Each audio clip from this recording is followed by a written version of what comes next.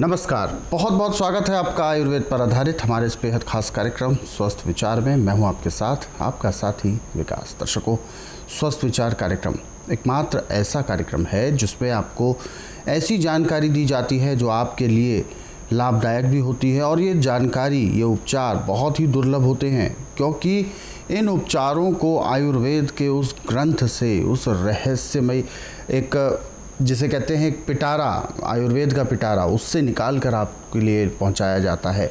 और इसमें जो चीज़ें आपको बताई जाती हैं बहुत सामान्य चीज़ें हैं, उनको हमें कैसे सदुपयोग में लाना है, औषधि के तौर पर हमें कैसे इस्तेमाल करना है, वो सारी जानकारी आपको इस कार्यक्रम में मिलती है। इस कार्यक्रम के माध्यम से आपके अंदर हम ये जागरूकता लाने का भी प्रयास करते हैं ताकि आप अपने शरीर, अपने स्वास्थ्य, अपनी तंदुरुस्ती के प्रति सचेत और सावधान रहें। क्या कुछ आपको करना है और क्या कुछ आप सावधानी बरत सकते हैं, वो सारी चीज़ें आपको इस कार्यक्रम में बताई जाएंगी। और इन सभी विषयों में हमारा मार्गदर्शन करेंगे जाने माने आयुर्वेद के ज्ञाता, गायत्री सिद्ध पंडित श्री लक्ष्मण दास रतन भारद्वाज जी।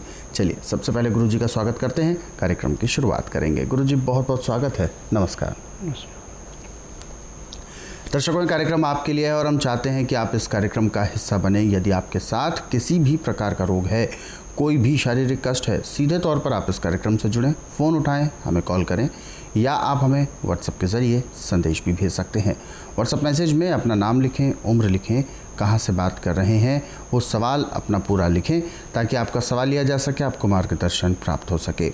और इस कड़ी में हम आप सभी को ये एक ध्यान दिलाने योग्य बात भी बताते हैं कि जब भी आप इस कार्यक्रम को देखने बैठें तो कॉपी और पेन लेकर ज़रूर बैठा करें। चलिए आगे बढ़ते हैं कार्यक्रम में और शुरू करते हैं अपने नए विषय पर चर्चा। गुरु जी, आज के इस अंक में हम बात करने जा रहे हैं नर्व्स ब्रेकडाउन, यानी ब्रेन स्ट्रोक, ब्रेन हेमरेज। ये दिमागी तौर पर अचानक से दिमाग बंद हो जाना, एक ऐसा इस रोग के नाम से लगता है जैसे कि कोई एक्सीडेंट हो जाता है जिस वजह से ब्रेन बिल्कुल एकदम ब्रेक डाउन हो जाता है, जैसे गाड़ी एकदम अपने प्लेटफॉर्म पे खड़ी हो जाती है। तो सबसे पहले मैं जानना चाहूँगा, इस तरीके से अचानक से दिमाग का बंद हो जाना, ये किस प्रकार का रोग है? क्या अगर ऐसे घातक रोग जब होते हैं तो क्या इससे पहले क्या पता लगाया जा सकता है कि किस तरीके से होने वाले हैं ताकि बचाव किया जा सके? और सबसे पहले मैं जानना चाहूँगा कि आखिर इस तरीके की समस्या क्या होती है, क्या है आयुर्वेद में इसका दृष्टिकोण? ये हमारे अपने खान पान की देन है। अच्छा। आप थके हुए हैं जी। आपको पसीना पड़ा है, प्यास लगी है, आप ठंडे से ठंडा पानी ढूंढते हैं पीने के लिए। बिल्कुल। अब अंदर के खून में जो पसीना आके गर्मी है, उसमें जब ठंड लगेगी तो जैसे गर्म लोहे पे पानी डालकर उसमें टेम्पर आता है, ऐसे नसों के अंदर सिकुड़न पैदा। जी जी जी। और उसके अंदर जो हम नज़ला जुखाम जो होता है, ये जम जाता है और वहाँ से ऑक्सीजन का आना जाना भी रुक जाता है। जब आपके दिमाग की नसों में ऑक्सीजन पूरी नहीं मिलेगी और वो जाम हो गई तो आपको भयंकर सिर दर्द होगा। मेडिकल में तो वो या तो स्लीपिंग डोज लगा देते हैं या फिर उसको बेहोश कर देते हैं, और जब उसकी नींद खुलेगी तो उसमें थोड़ा बहुत परिवर्तन होता है, उनसे में कहता हूँ ठीक, परंतु ठीक नहीं होता। फिर ये रोग दिन प्रतिदिन बढ़ता जाता है। आज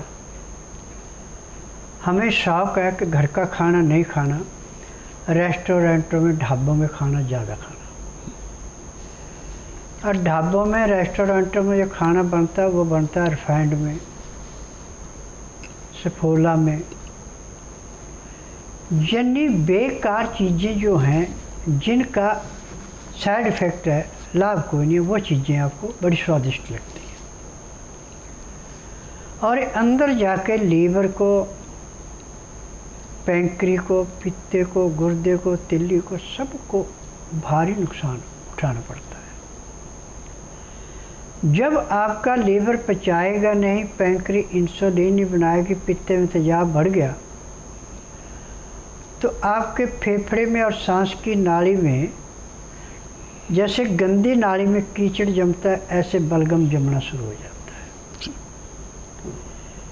जब उसमें बलगम जम जाता है, फेफड़े ऑक्सीजन पूरी ले रहे हैं, खून पूरा साफ नहीं होता, तो दिमाग की नसों में जो आपका खून का प्रभाव होना वो पूरा नहीं होता, और जहाँ पे जाके रुक जाता है वहाँ पे ब्रेन हेमरेज हो जाता है। मेडिकल में तो इसको प्रेशर करके कोशिश करते हैं कि बचा लें, परंतु ऑपरेशन इतना हानिकारक होता है कि उसकी सूझबूझ ही खत्म हो जाती है, उसका चलना फिरना बंद हो जाता है। परंतु स्वास्थ्य विचार एकमात्र आश्रम ऐसा है कि इसमें रोगी से नहीं पूछा जाता, किसी मशीन से टेस्ट नहीं किया जाता। जब रोगी ने रात 10 बजे के बाद न कुछ खाया न कुछ पिया, बड़ी इलायची सिर्फ मुंह में रख के चूस रहा है, तो नाड़ी पृष्ठ में पैर के तलुए से सिर के बाल तक की MRI, CT scan, x ray, ultrasound, ECG, sonography सब कुछ 5 सेकंड में हो जाते हैं। और उसके अनुसार फिर दवाइयाँ खाने की हैं, पीने की हैं, मालिश करने के तेल हैं, आँख में, नाक में, कान में डालने की दवाइयाँ हैं। जब इन दवाइयों को देते हैं, परहेज करते हैं, तो उसी दिन रोगी को कम से कम 10 से 15% आराम मिल जाता है। अब इसमें आयुर्वेद में सबसे ज़्यादा जो विशेष ध्यान दिया गया है वो है गाय के दूध पे, गाय के घी पे, मक्खन पे, दही पे और छाछ पे। जब किसी को ब्रेन स्टॉकेज हो जाता है, ब्रेन हेमरेज हो जाता है, तो इसमें नाक में डालने के लिए जो गाय का घी है, इसके अंदर केसर, हल्दी और सिंधा नमक, ये मिला करके इसको गर्म किया जाता है धीमी आंच पे। जैसे हमने 1 लीटर घी ले लिया, तो उसमें 5 ग्राम हम केसर मिलाएंगे, 5 ग्राम उसमें हल्दी और 2.5-3 ग्राम इसमें सिंधा नमक मिलाएंगे। फिर इसको धीमी आंच पे इतना उबालना कि हमारा 1 लीटर का 800 ग्राम रह गया। अब इसको ठंडा होने के बाद छान करके ड्रॉपर में भर लेना। ड्रॉपर में भरने के बाद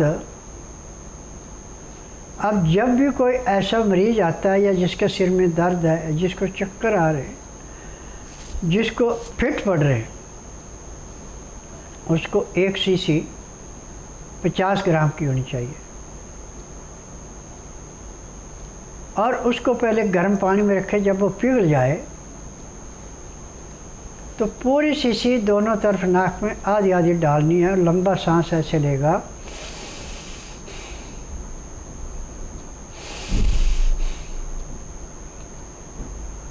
तो उसका दर्द 2 सेकंड के अंदर समाप्त हो जाएगा और जो उसके सिर में भारीपन था, जकड़न थी, बेहोशी थी, वो खत्म हो जाएगी।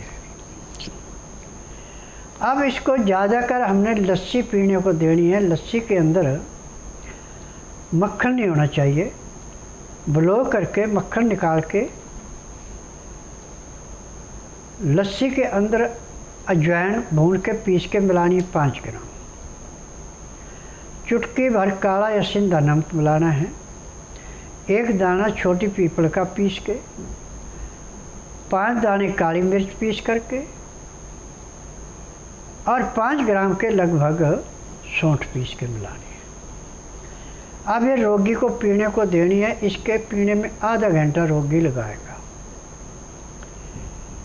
पीते पीते उसके पेट में ऐसे गड़गड़ाहट होना शुरू हो गई, जैसे घनघोर घटा छाती है, बिजली चमकती है, बादल गरजते हैं, ऐसे पेट में गड़गड़ाहट होना शुरू हो जाती है। फिर उसके थोड़ी देर बाद उसको खुल के पेट साफ होता है, पेशाब भी खुल के आता है, और रोगी को उसी टाइम कम से कम 15 से 20% का पूरे शरीर में परिवर्तन आ जाता है। और सिर में जो भयंकर दर्द था, जकड़न थी, बेहोशी थी, उसका नामो निशान नहीं रहता। परंतु ये क्रिया आपको हर 3 घंटे बाद एक करनी पड़ेगी। नाक में तो दवाई अब आपने ये नहीं डालनी। अब जो नाक में दवाई डालनी, उसमें लहसुन का रस, प्याज का रस, हींग, कपूर, गुलाब जल या गंगा जल, ये सारी चीज़ें मिला के उसको छान लेना। अब ये ड्रॉपर के अंदर डाल करके 5-5 बूंद आपने हर 2 घंटे बाद उसके नाक में दोनों तरफ डालनी है। तो आपका ब्रेन हैमरेज ऐसे समाप्त होगा जैसे कूड़े करकट के ढेर को माचिस की तिल्ली जला के समाप्त करती है। पहले जो आपने गाय के घी में सारी चीज़ें मिला करके नाक में डाला, उसने जितना भी अंदर पे कचरा था उसको ऐसे साफ किया जैसे मैले कुचैले कपड़े को गर्म पानी में सोडा डाल के उसके मैल उतार देते हैं, ऐसे अंदर से नसों के अंदर जो कुछ भी रुका था गंद निकाल दिया। अब जो ये लहसुन, प्याज, अदरक का रस, हींग और कपूर मिला के, गुलाब का जल मिला के आपने रखा है, जब इसको नाक में डालेंगे तो नाक के अंदर ऐसे जाएगा जैसे तेज बारिश आने पे नदी में बाढ़ आके उसके किनारे में जितना भी कूड़ा करकट था वो साफ हो जाता है। ऐसे नाक में डाल के ही बाईं साइड जो नाक में डाला वो दाईं साइड के फेफड़े में जाएगा, दिमाग से होता हुआ, और जो बाएं नथने में डाला वो दाएं फेफड़े में आएगा, दाएं का बाएं में जाएगा, बाएं का दाएं में आएगा, और पूरा शरीर अंदर से ऐसे साफ होगा जैसे कूड़े करकट के ढेर को माचिस की तिल्ली जला के समाप्त कर दे। जब किसी को नया नया अटैक हुआ तब ये सारा 15 दिन का काम है, परंतु इस रोग को बढ़े हुए आपको 6 महीने से ऊपर हो जाते हैं तो आपको कम से कम 2 महीने तक दवाई भी खानी पड़ेगी और नाक में दवाई भी डालनी पड़ेगी, आँख में डालनी पड़ेगी, कान में डालनी पड़ेगी, क्योंकि हमारे कान का, नाक का और आँख का हमारे गले से सबसे ज़्यादा प्रभाव है। गले के अंदर से जो भी इन्फेक्शन होगा वो आँख पे, नाक पे, कान पे बहुत बुरा असर डालता है, और जो कानों की आवाज़ जाती है वो भी इसी नज़ले की देन है। परंतु स्वास्थ्य विचार की विशेषता है कि रोग के अनुसार पैर के तलुए से सिर के बाल तक जो भी आपके शरीर के अंदर कमियां हैं वो सब दवाइयाँ दी जाती हैं। यहाँ पर किसी एक अकेले रोग की दवाई नहीं दी जाती। और जो ईमानदारी से दवाई खाता, परहेज करता, उसको पहले दिन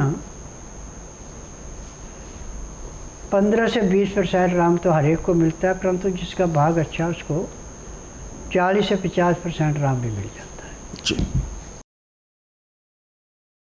मेरा नाम राधेश्याम भंडारकर, मैं गोंदिया महाराष्ट्र से आया हूँ। अचानक मेरे बीवी को थोड़ा आँखों में कम दिखना चालू हुआ तो मैं गोंदिया गया। गोंदिया से फिर गोंदिया से इलाज करवाया तो उन्होंने नागपुर भेजा, बड़े दवाखाने में। वहाँ MRI करवाए तो डॉक्टर ने बोला है कि इनको ब्रेन ट्यूमर हो गया है, तो ऑपरेशन करना पड़ेगा। 1-1.5 लाख रुपए का खर्च बताया था। फिर हम वहाँ से वापस आए और फिर गांव में हमारे एक मित्र है श्रीनिवास एला गोनीवार, उनसे सलाह मशवरा करके बताया तो उन्होंने बताया कि भाई फलाने जगह जाओ, दिल्ली गुरुजी के पास। तो वहाँ से फिर हमने यूट्यूब पे इनका कार्यक्रम देखे और घर में टीवी पे भी कार्यक्रम देखे। तो वहाँ से हम यहाँ आए। यहाँ आने के बाद गुरुजी ने हमें 15 दिन की दवा दी। 15 दिन की दवा खाने के बाद थोड़ा ठीक महसूस होने लगा। तो आँखों की रोशनी जो कम थी वो अभी जो दूर का दिख नहीं रहा था वो अभी दिखना चालू हो गया है। मेरा नाम शशि दुआ है, रोहिणी से आए हम 16 सेक्टर। मुझे ये 2 साल से कमर में बहुत तकलीफ़ थी। मैं जगह जगह हॉस्पिटल गई 3-4 बार, और जिन्होंने कहीं बताया मैं वहाँ भी गई थी, पर मुझे हॉस्पिटल से आने के बाद 2 दिन रिलीफ मिलता था। मैंने बहुत दवाइयाँ खाई हैं पर मुझे कुछ फ़र्क नज़र नहीं आया। सिर्फ 1-2-4 घंटों का आता था दवाई खाने के बाद। लेकिन एक दिन मेरी मदर इल्ला टीवी पे प्रोग्राम देख रही थी इनका, बोले बेटा हम उधर चलते हैं, पर मुझे कुछ लगा नहीं कि उधर जाने से ठीक हो जाऊंगी, पर मैं उनके साथ चल पड़ी। जब यहाँ आई तो उन्होंने मेरी नस वगैरह हाथ से दबा कर देखा तो कह रहे बहुत ज़्यादा तकलीफ़ है। उस टाइम मैं चल भी नहीं पा रही थी, लेकिन उन्होंने मुझे 15-20 दिन की दवाइयाँ दी, वो मैंने खाई। 1 हफ्ते बाद भी जो है मैं चलना शुरू कर दिया था। लेकिन अब मुझे ऐसा लगता है कि मुझे दवाई खाने की ज़रूरत भी नहीं पड़ेगी, और उन्होंने खाना पीना भी सब अब 1 हफ्ते के अंदर शुरू कर दिया है कि आप सब कुछ खा सकते हो।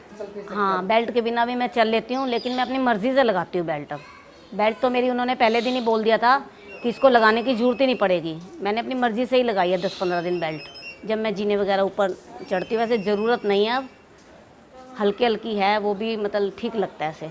तो आपने दवाई, यहाँ की दवाई कितने दिन खाए अभी तक? फिलहाल हमारे साथ दर्शक जुड़े हुए हैं काफ़ी देर से, आइए उनसे बात करते हैं। हेलो। हेलो जी नमस्कार। मैं उज्जैन नगरी महाकाल की नगरी के पास में गांव है, वहाँ से बात कर रहा हूँ। ओम प्रकाश लोहार नाम है मेरा। जी ओम प्रकाश जी, गुरुजी आपको सुन रहे हैं, पूछिए क्या सवाल है आपका। हाँ, मेरा L4 और 5 में ब्लॉकेज है 4-5 साल से, तो मैं चल नहीं पा रहा हूँ। अभी घुटने में बहुत दर्द रहता है और जंघा जकड़ा गई मेरी। एक पंजा, राइट साइड का पंजा लटक गया मेरा।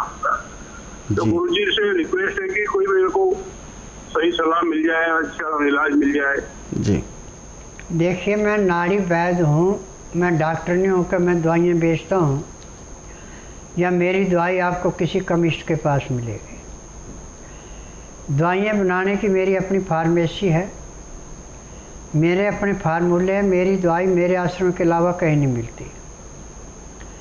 यदि आप अपने रोग से मुक्ति पाना चाहते हैं तो बुधवार छोड़कर गुरुवार से लेकर मंगलवार के बीच में मेरे आश्रम में आइए।